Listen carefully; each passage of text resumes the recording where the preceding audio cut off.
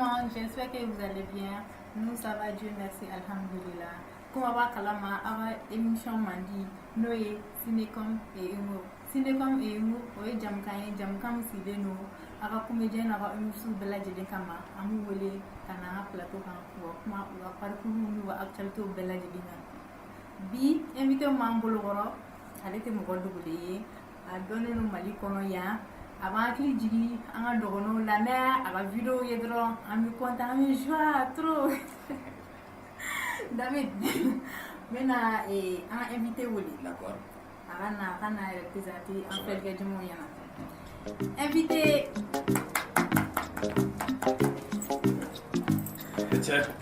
Voilà, c'est notre invité. Merci d'avoir accepté notre invitation. Merci. Ici, il y a un fait le moyen. Notre Khalifa Kodjo à l'état civil, c'est Amakaroua Kodjo. Amakaroua, mais c'est en Dogon quoi. Okay. Donc, pour qu'il y ait un bon manawara femme, Amakaroua Koro de Khalifa. Khalifa Kodjo. Khalifa Kodjo. Oui. Ah, ok. Mais Khalifa est-ce qu'il est nommé? Mais c'est qu'il est le Djalakoroji. Djalakoroji. Ah, ok. Aïe, vous voulez qu'on a un plateau il y a 7 ans, on dirait un possible. Khalifa ngal dama don mambulo ka temi la natige bashi e an refa ka do e Khalifa reduna comédie la tuuti Khalifa do comédie la chogomina mi se la fo mo de pousser ka comédien sinon Khalifa à la base Khalifa te fait ka comédien mais comment dire c'est-à-dire mɔgɔw de b'a fɔ ko den i bɛ mɔgɔ layɛlɛ kojugu taga ina la vraiment i b'a layɛlɛ kojugu i b'a layɛlɛ kojugu donc c'est comme ça ne bɛ taga depuis fitinin n bɛ to ka taga Masamaga na n bɛ taga comédienw lajɛ an ka comédien kɔrɔbaw lajɛ donc u bɛ to ka fɛn kɛ u ni tubabuw u bɛ répétition kɛ lycée Masamaga na Baku Jikɔrɔni donc c'est vers les 2007-2008 ninnu de donna la. Mais Khalifa est là, il donne la classe. Brevet de technicien supérieur, ben INAK 2011-2015. Ok. Mais Khalifa, ma barre choisi et non comédie. Bon, ma barre choisi une comédie parce que comédie de Kadi ni Jean Fembe, c'est ça. Comédie de Kadi au-delà des comédies choisies. Mais comédie est du secondo Khalifa là. Mais comédie du secondo na. Comédie là ne nyeba la ne se ka nga jamana deme. Ne se ka message passé quand on mola elle la ka message passé. Ne se ka dusu do jeune kono, ne se ka dusu do mo kono jenatika negate mo mununa. Ne se ka dusu do kono ka jien nege dula. Donc o de comédie kanu ere bunya. David, oui. Il y a Korofomena. Korofomena. Khalifa Kodjo. Ay akabo dogono pama sa. Oh, vraiment. Khalifa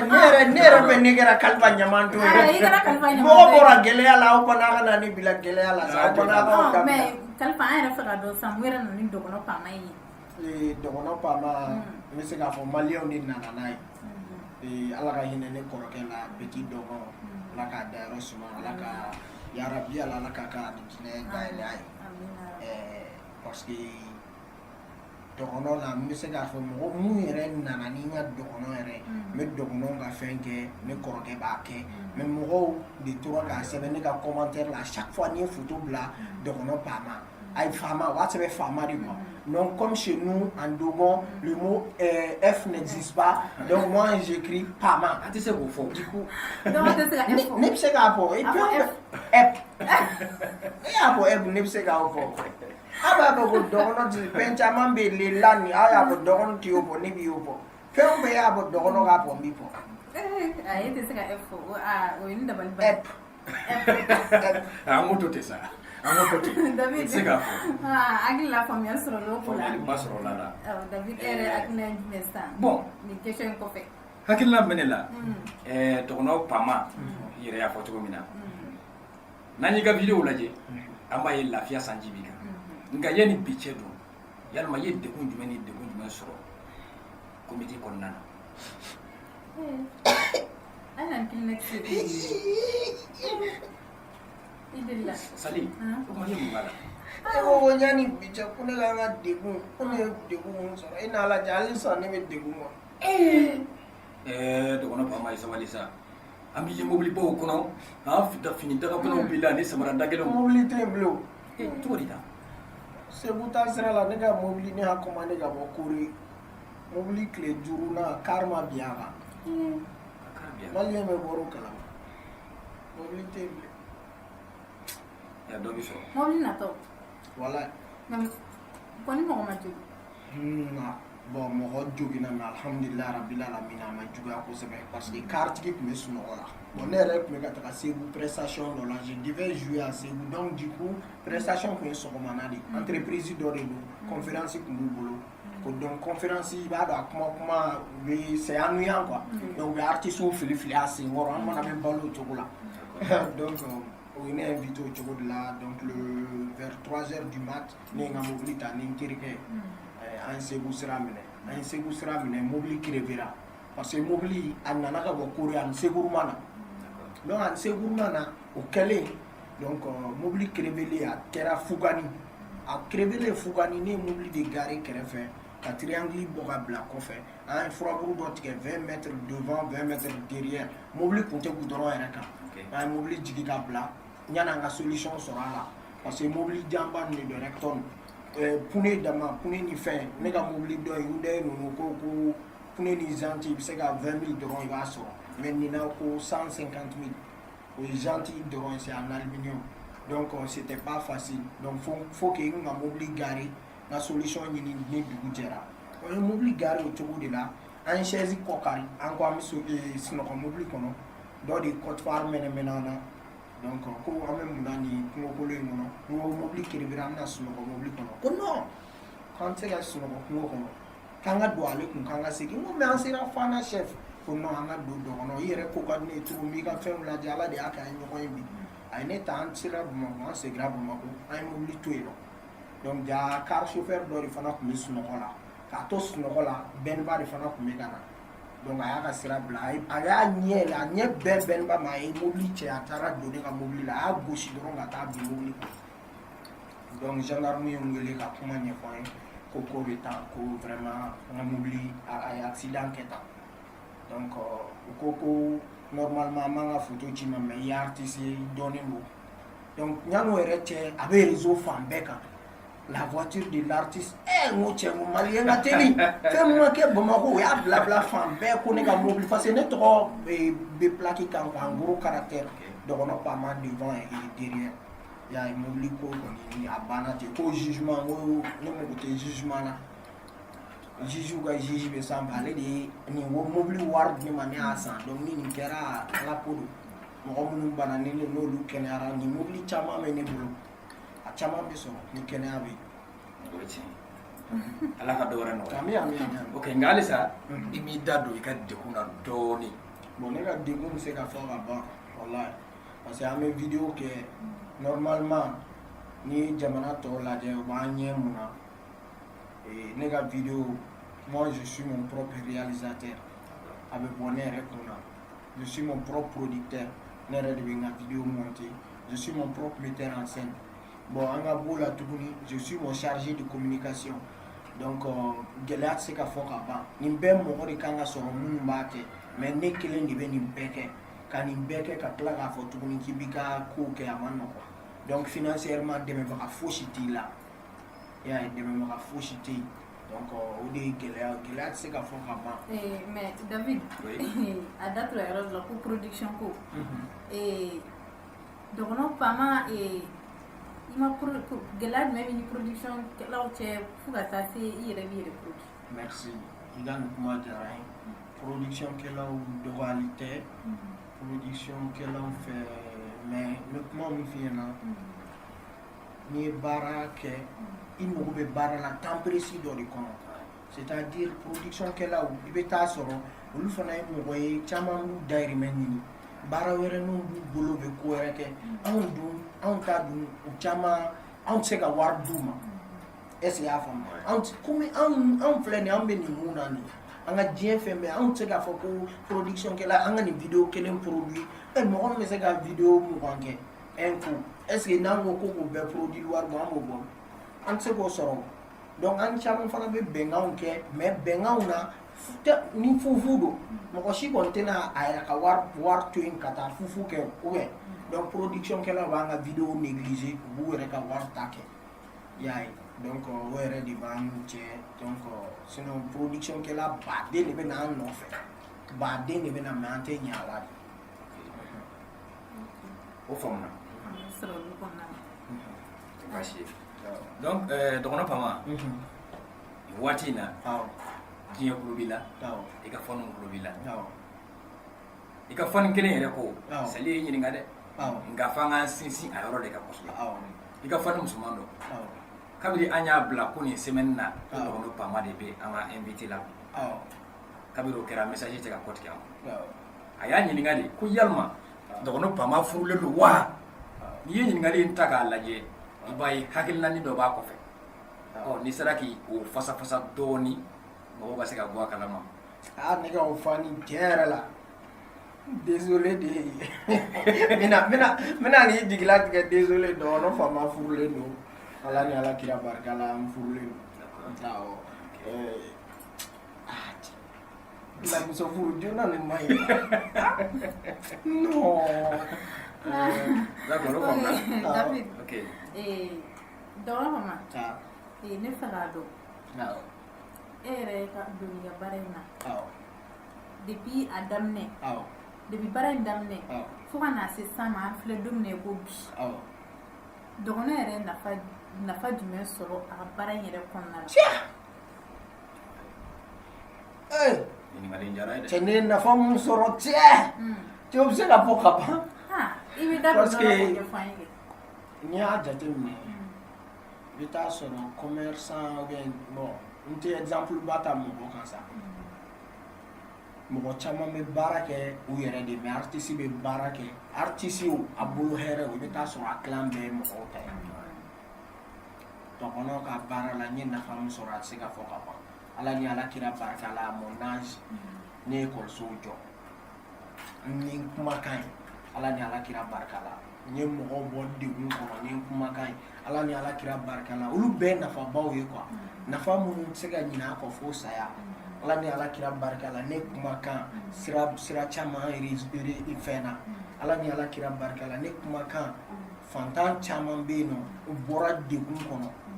i y'a ye ala ni ala kira barika la ne kumakan i bɛ taa sɔrɔ banabaatɔ kelen dɔrɔn bɛ yen n bɛ se k'a estimé ye 5 millions ɲɔgɔn ne kumakan k'a fɔ k'a tɛmɛna sira wɛrɛ fɛ dɛ banabaatɔ kelen o kelen a tɛmɛna n yɛrɛ ka téléphone fɛ fo n ka orange money bɛ bloqué ne kumakan donc an ka b'o yɛrɛ la fana ani mɔgɔ bɛ dɛmɛ mun se ne yɛrɛ ma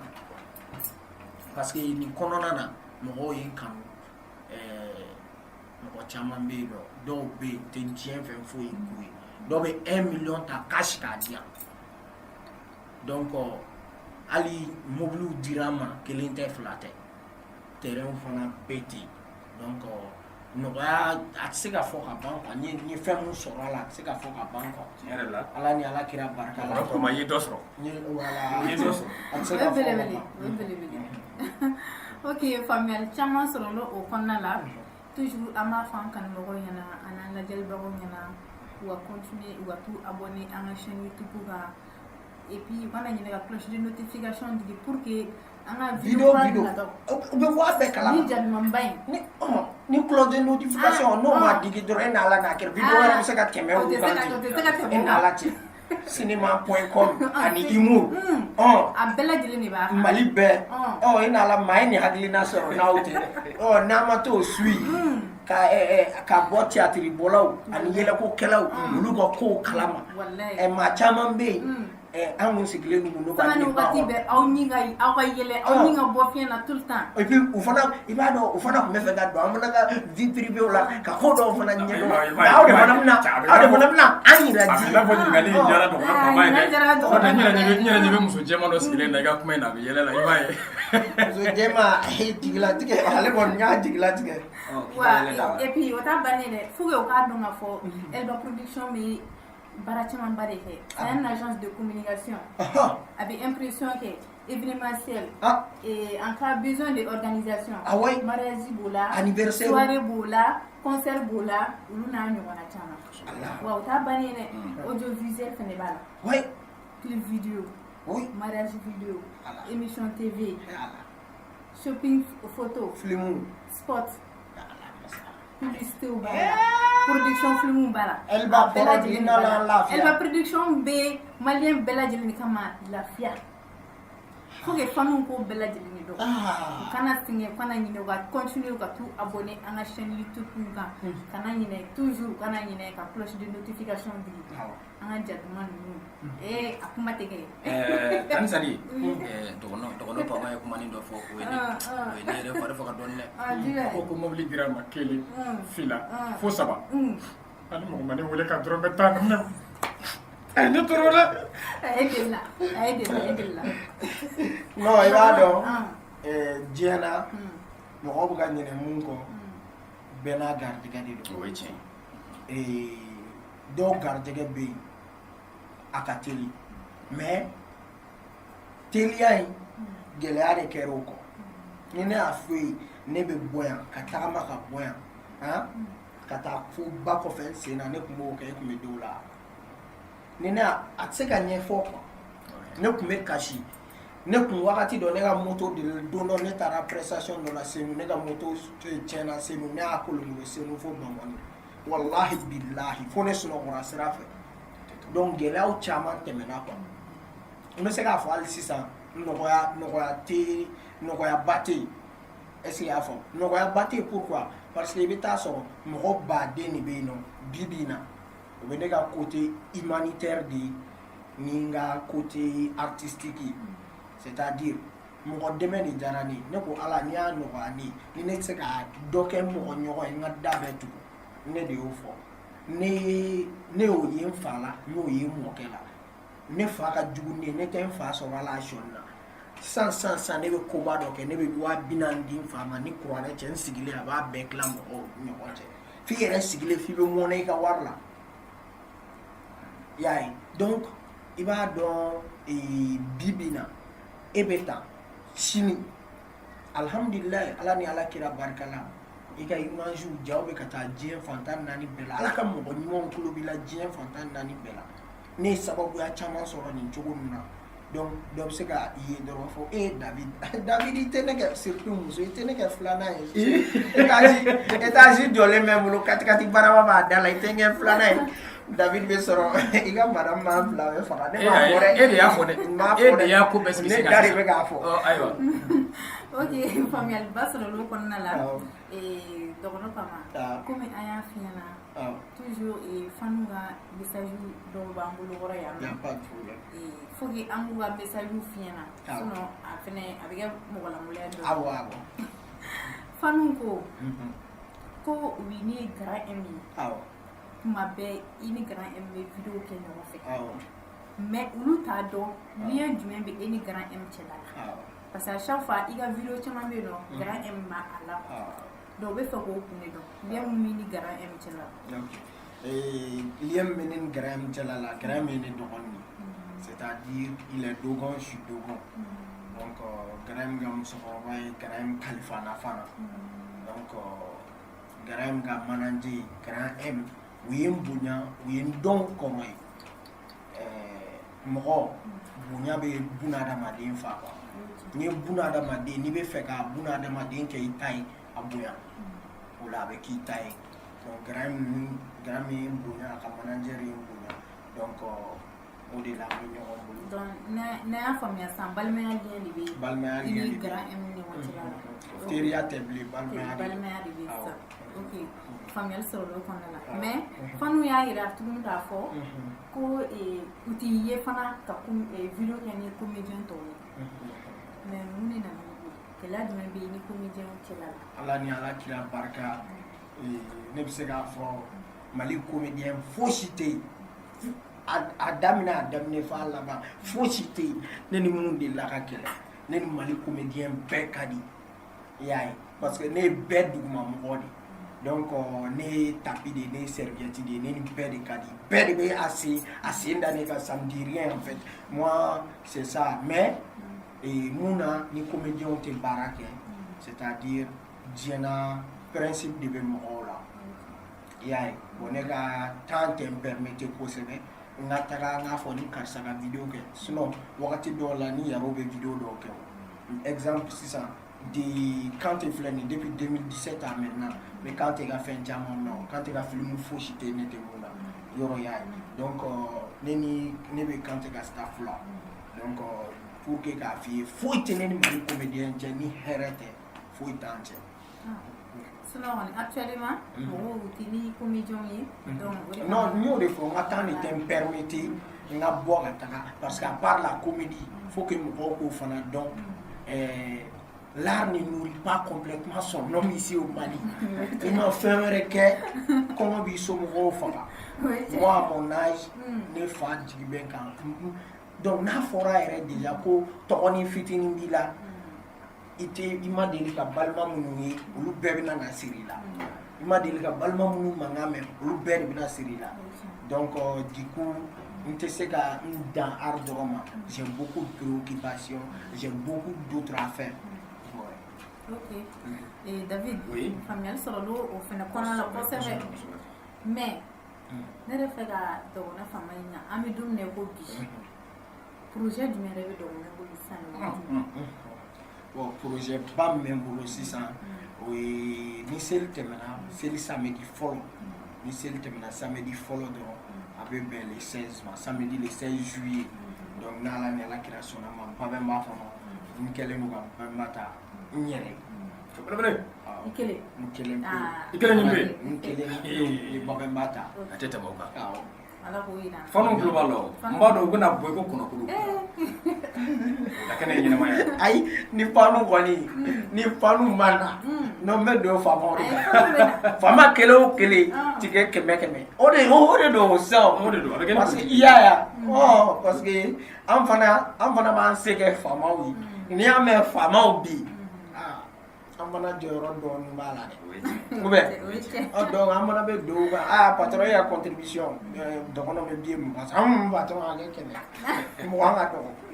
ba be ba donc va fanu entraîner ni ku wa kele ma kera fu ya même ay carte ni do mana ala kanya ala kaka ba do mo na obebe na ma ye do mana vidéo ke elle va prod ma classe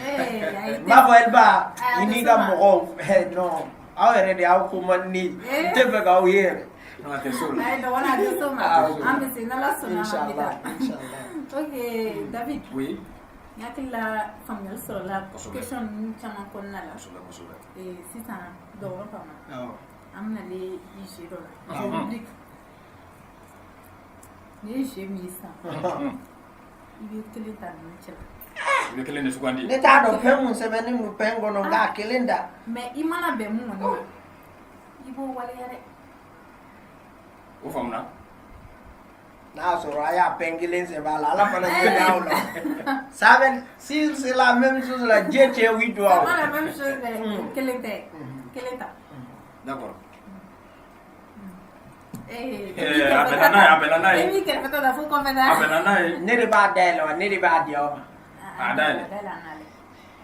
dale folo kay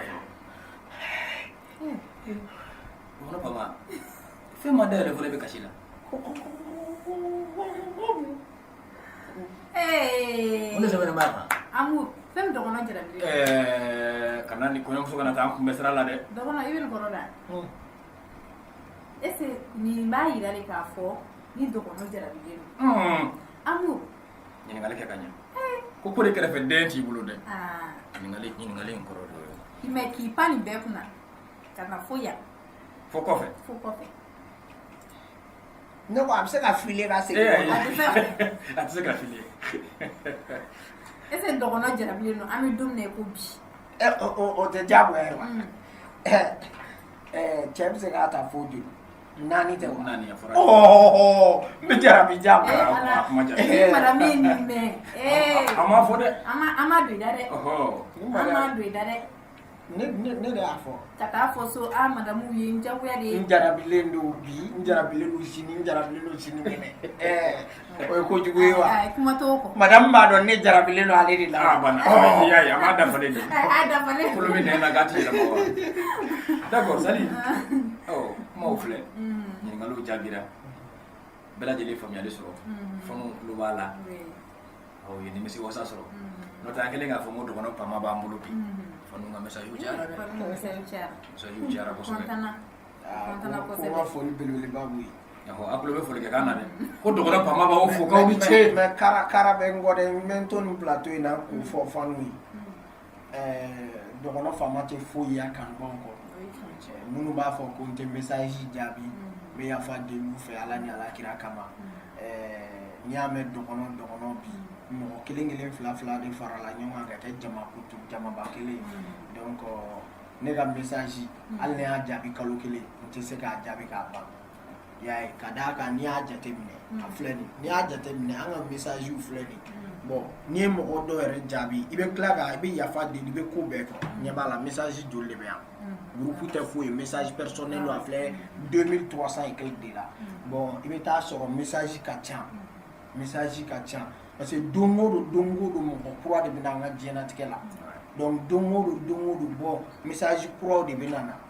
donc mɔgɔ kelen i tɛ se ka bɛɛ jaabi parce que n'i ma a faranfasiya ka ɲɛ parce que fanu b'a fɔ ko bi bi na ni dɔ kɛra star ye dɔrɔn a tɛ sɔn mɔgɔ jaabi ma a ka ko la dɔrɔn o bɛ fili a yɛrɛ ma k'a sɔrɔ o tɛ mais est ce que a caman est ce que dɔgɔnɔ est ce que e ta to walahi ne ma fili n yɛrɛ ma ne bɛ n yɛrɛ dɔn wa n bɛ n ka fanu dɔn ala ni ala kira barika la n y'a dɔn ko n bɛ yɔrɔ o yɔrɔ bi n y'a dɔn ko ala ye hɛrɛ o hɛrɛ kɛ n ye bi même si c'est pas directement n ka fanu de y'a kɛ n ye n y'a dɔn bi mɔgɔba dara n na bi n ka fanu de don n y'a dɔn bi affaire la mɔgɔ minnu bɛ dala k'u ka waribaw di yan fanu de don donc ne tɛ n yɛrɛ fusaya fanu ma diɲɛ na donc don o don n bɛ segin a kan fanu ka yafa ma o ka yafa ma ne kelen ne tɛ se ka bɛɛ sago kɛ mais hali n'i y'a ye kɔnɔ para mɔgɔ dɔw para o tɛ e pa minɛ n t'a ɲini ka e pa minɛ an ka o kana fɔ ka bɔ a la. ok fanu y'o mɛn u b'a dɔn k'a fɔ ko yadalenya tɛ foyi tɛ ko dɔgɔnɔ fama ka baro de cayalen don message fana ka ca baara n'a taabolo don ok faamuyali sɔrɔ o la mais dɔgɔnɔ est ce que ni mɔgɔ b'e la k'e wele ko dɔgɔnɔ na n ka nin baara in kɛ ɲɔgɔn fɛ mais dɔgɔnɔ wari tɛ ne bolo dɛ mais est ce que e b'o accepter i n'a fɔ mɔgɔ ka ne wele i n'a fɔ sisan mɔgɔ k'i wele dɔgɔnɔ na n ka film tourner ɲɔgɔn fɛ ou bien dɔgɔnɔ na n ka baara wɛrɛ kɛ ɲɔgɔn fɛ mun ni film fana tɛ kelen ye est ce que dɔgɔnɔ b'o accepter ne bɛ se k'a fɔ yɛrɛ dɔgɔnɔ ka projet yɛrɛ est ce que ne bɛ projet kɛ wari la ne tɛ projet yɛrɛ kɛ wari la ka d'a kan mɔgɔ caman b'o dɔn ne na i bɛ taa dɔgɔnɔ ka produit caman fɛ ala ni ala kira b'a dɔn wari tɛ ne n'u tigiw cɛ dɔw de bɛ mɔgɔ caman bila fili la u b'i ye ni fɛn dɔ ye dɔrɔn u b'a fɔ ko diɲɛ fɛn bɛɛ b'i bolo ou bien u b'i ye ko kura dɔ la dɔrɔn u diɲɛ fɛn bɛɛ bon ne filɛ nin ye n bɛ se k'a fɔ ni kuma yɛrɛ jara na bunadamaden ma nɔgɔn ne an ye dɔgɔnɔw de n'an bɛ fɛn o fɛn n'an b'a la wari in tɛ foyi mais o yɔrɔ la ne ma se k'a o faamu le fait que e bɛ don mɔgɔw ka projet la u b'i wele i bɛ taa kɛ gratuitement fu la ne ma o yɔrɔ faamu dɔɔnin yalima baara in kanu de b'i la i bɛ k'a kɛ fu kama wa walima baaratigi de kanu kama i b'a kɛ fu baara kanu de y'a yɔrɔ balama yɛrɛ ye baaratigi kanu fana b'a la c'est à dire i bɛ taa sɔrɔ mɔgɔ caman b'i wele projet la sisan i bɛ taa sɔrɔ ne ye terikɛ mɔgɔ mun ye ne ye k'a sɔrɔ ne tɛ foyi ye o tɛ se ka ne wele fɛn dɔ la ko ne bɛ n ban ko ne bɛ wariko kuma fɔ a ye fo ka diɲɛ wuli ne tɛ se ka wariko kuma fɔ a ye ni a bɔra a yɛrɛ la ko an teri nin minɛ an teri bi ka gɛlɛn hali n'a bɛ ne kun walahi bilahi ne b'a bɔ ka d'a ma ne yɛrɛ bɛ taa dɔw ka baara kɛ ne bɛ dumuni san ka d'u ma équipe bɛɛ ma ka taa ne b'o kɛ ne y'o baden de kɛ aw de bɛ ne wele dɛ mais ne bɛ na dumuni san ka di équipe bɛɛ ma ne bɛ taa ne y'olu kɛ. faamuyali sɔrɔ o la donc dɔgɔnɔ fɛ k'a yira sisan nɔ ko lui il est un bon cœur Non, je n'ai pas un bon cœur. Plus mauvais cœur que moi, tu meurs. J'ai un très mauvais cœur. Si j'ai pas un mauvais cœur là, ni ma amour de tawa. Nga danso. J'ai pas un bon cœur, laisse mon cœur tranquille. C'est pas bon. D'accord. Tɔgɔnɔ fama ɲininkaliw jaabira faamuyaliw caman sɔrɔla fɛnw tulo b'a la diɲɛ tulo b'a la n'ala sɔnna a ma i ka fɛnw u ye faamuyali caman sɔrɔ i n'a fɔ u tun bɛ ka dimi cogo min na ka d'a kan message tigɛ de bon a dɔw tɛ taa kuma bɛɛ voilà nka n'a ma ɲɛfɔ u tun tɛ se k'a faamu voilà sisan e yɛrɛ bibi na an mana kɛ cogo o cogo dɔw fana bɛ e duguma baara in kɔnɔna la dɔw bɛ e duguma i n'a fɔ dɔw fana tɛ e sanfɛ mais minnu bɛ e duguma nin wagati in na k'olu bɛ comédie domaine kɔnɔna la olu bɛ fɛ k'a ɲɛɲini k'a ɲɛdɔn ladilikan jumɛn bɛ e bolo k'a ɲɛfɔ olu ɲɛna mɔgɔ minnu bɛ ne duguma ladilikan min bɛ ne bolo k'a ɲɛf'u ye o ye diɲɛ na i ka hiérarchie bonya c'est-à-dire mɔgɔ min b'i ɲɛma a bonya bibi in na a bila i kun na ko hali ni ala y'i kɛ tɔgɔtigiba ye i ka tɔgɔ to yen n'i kɔrɔba ɲɔgɔn ye a bonya tɔgɔ tɛ foyi ye tɔgɔ ye surtout mun bɛ anw bi denw ka tɔgɔ kɛ étoile filante ye c'est-à-dire bi tɔgɔ bɛ na sini tɛ foyi ye un coup carrière tɛ se ka hali 2 ans 3 ans kɛ i sanga bɛ bin an y'o kɛ parce que an tɛ mɔgɔkɔrɔbaw bonya an tɛ kɔrɔ dɔn kɔrɔ ye donc message gɛlɛn bɛ ne bolo ka ɲɛsin ne duguma mɔgɔw ma ne dɔgɔninw ma o ye u ka kɔrɔ dɔn kɔrɔ ye u kana fɔ ko nin ye n kɔrɔ ye mais sanga t'a la tɔgɔ t'a la n t'a bonya hali tɔgɔ t'a la sanga t'a la kɔrɔ ye kɔrɔ de ye awɔ a bonya diyagoya a bonya n'i y'a bonya don dɔ ala b'a to mɔgɔ fana bɛ na minnu bɛ na e fana bonya donc message min bɛ n bolo ani fana u bɛ video minnu kɛ u b'a lajɛ u ka c'est-à-dire Mali ye danbe jamana de Mali la u b'a lajɛ fɛn mun ni Mali bɛ taga u k'olu kɛ video la c'est-à-dire dépravation kana kɛ video la nɛni kana kɛ video la video la u ka ladili ka caya kɔnɔ kosɛbɛ u ka ladili caya video kɔnɔ kosɛbɛ o faamu faamuyali sɔrɔ olu fana kɔnɔna la komi an ye question caman posé sisan dɔgɔnɔ émission kɔni na s'a kuncɛyɔrɔ ma kuma kɔni b'an bolo k'a f'i ɲɛna i fɛnɛ bɛ se ka mun lase i kanubagaw bɛɛ lajɛlen ma ani i baarakɛɲɔgɔnw bɛɛ lajɛlen i ka kumakan laban k'a ɲɛf'u ɲɛna ne ka kumakan laban ne kanubaw ne baaraɲɔgɔn ne bɛ kumakan laban min fɔ aw ma n'i y'a mɛn dɔgɔnɔ ba de don mama an ka foli belebeleba bi ani dɔgɔnɔ fa donc n ka foli belebeleba b'aw bɛɛ lajɛlen donc ne kanubaw ne dɛmɛbagaw a ye continuer a ka an ka nin émission in a k'a soutenir donc a ye continuer a ka an ka animateur animatrice a k'u dɛmɛ sponsor aw fana ka na parce que nin ye koba de parce que maliyɛnw bɛ fɛ ka bɔ ko mun kalama ne yɛrɛ filɛ plateau man di mais n'i y'a ye n nana bi parce que nin ye ko ɲumanba de a bɛ fɛ k'a ka théâtre bɔ la kɔrɔbalen minnu ka kow dɔn a bɛ fɛ ka denmisɛnnin minnu ka ko dɔn ani yɛlɛkomɔgɔ minnu ka ko dɔn olu dɔrɔn de bɛ se k'o tiɲɛ fɔ aw ye sponsor dɛmɛbagaw a mana kɛ diɲɛ fan o fan dɔgɔman tɛ dɛmɛbaga la a ye na a ka nin émission in a k'a sankɔrɔta pour que émission in a kana kɛ émission fitinin a ka kɛ émission ba ye. o faamuna kɔrɔfɔ mɛnna David komi dɔgɔnɔ Pama a y'a hakilina fɔ a ye foli di a ka famille ma a y'a ba yɛrɛ fo kosɛbɛ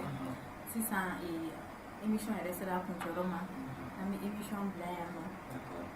an bɛ dɔgɔnɔ fo kosɛbɛ parce que a nana émission na a y'an ka welekan jaabi a diyara n ye kosɛbɛ an b'i fo i ka déplacement na foli belebeleba y'aw ta ye aw ye temps di an ka kuma n'o tɛ a bɔ yɔrɔ diyan na dɛ a bɔra commune 12 de la Jalakɔrɔji ayi dɛ David e yɛrɛ filɛ e ma kɛ bonya yɛrɛ commune 43 de wa ja ne yɛrɛ y'a dɔgɔya o commune 43 o tɛ quartier yɛrɛ kɔnɔ Mande Siraba fara la Siraba fara Mande Siraba fara ne bɔra yen b'a faamuna o faamuyara tan sali kuma tɛ kuma don mais ne kɔni tun tɛ fɛ ka nin ko in kuncɛ ka sɔrɔ dɔgɔnɔ ma ko ndo ke yoro no ta ka fani musoma yi bi ɲininkali kɛ ko n'a yɛlɛla fa ɲini sira fila bɛ jigin dɔgɔnɔ fa ma ko ndo ke a kulo b'i la o e ta la yɛlɛ lafiya ne ka fan ni kulo bɛ ne na i ni ce ni baraji ye dɔgɔnɔ kanu cogo min bɛ sa i nɔfɛ bon galon bɛ yɔrɔ o yɔrɔ ni ce yen nɔ dɔgɔnɔ filɛ an tɛ galon tigɛ dɔgɔnɔ ka foli ka ca kojugu an dɔgɔnɔ an bɛ foli kɛ kojugu dɔgɔnɔkɛ ne cousin ni nalen filɛ ka bɔ Kadɔdugu la a nana Bamakɔ fɛn o fɛn ka d'a ye dɔrɔn kafe verre kelen buru kilancɛ ani verre 20 na a na o na kafe tigi kafe verre kelen buru kilancɛ ani verre o 20 na i b'o k'a la donc n'a y'o kɛ dɔrɔn a b'o su o la a bɛ to k'o dun donc nin don a bɛ k'o dun yɔrɔ min na dɔrɔn dɔgɔnɔ dɔ de tɛmɛna a ko Seyidu u ja nɔ ma baasiw sɛlɛ la o ye foli daminɛ nka parce que an dɔgɔnɔw filɛ nin n'a ye foli kɛ an bɛ somɔgɔw bɛɛ lajɛlen de fo a bɛ ka foli kɛ jaja a ɲinɛna k'a ka buru to kafe ji la donc a bɛ ka foli kɛ foli yɛrɛ heure 3 o y'o de kɛ foli la a tilala foli la dɔrɔn a tilalen foli la a nana yɔrɔ min na dɔrɔn a y'a ka buru ta ka bɔ kafe ji la a ɲɛ b'a la buru fununen don kafe ji bannen don a ye kafe tigi sama hey kafe tigi jɔn de ye dɔ bɔ ne ka kafe la ka dɔ fara ne ka buru kan de. Ai di dɔgɔnɔ tɛ se mɔgɔ sɛ n'a to kɔrɔbɔrɔ ka yɛlɛ na dɛ ani bozo ni fulaw ni dɔgɔnɔ tɛ est ce que mɔgɔ bɛ nin yɛrɛ kɛ yɛrɛ non dɔgɔnɔ ne ma ni ale yɛrɛ de ma nin kɛ o a na waati ni ka bɔ ka dugu la mɔgɔ t'a fɔ kari dɛ a kɔnɔfuru ye aw ma fɔ wa tantɛnɛ ne y'a fɔ sa nin kelen bɛ sɔrɔ ale yɛrɛ de la a banna dɛ non dɔgɔnɔ yafaden don jamu se ko caman na i m'a ɲɛ sa ne ma fɛn ka le don ok donc an tɛ sɛgɛn an tɛ ɲinɛ an bɛ continuer toujours k'a fɔ an kanubagaw ɲɛna ani an lajɛlikɛjɛmaw u ka continuer u ka t'u abonner toujours an tɛ sɛgɛn an tɛ ɲinɛ komi n bɛ k'a fɔ cogo min na u ka t'u abonner an ka chaîne YouTube kan u kana ɲinɛ fiyewu ka cloche de notification digi pour que an ka vidéo kura nataw u ka kɛ mɔgɔ fɔlɔ ye k'o sɔrɔ donc comme yɛrɛ fɔ cogo min na an bɛ émission bila yan démission sera a kuncɛyɔrɔ ma an b'a fɔ aw u kan bɛn ni ɲɔgɔnna wɛrɛ ma bye bye ciao ciao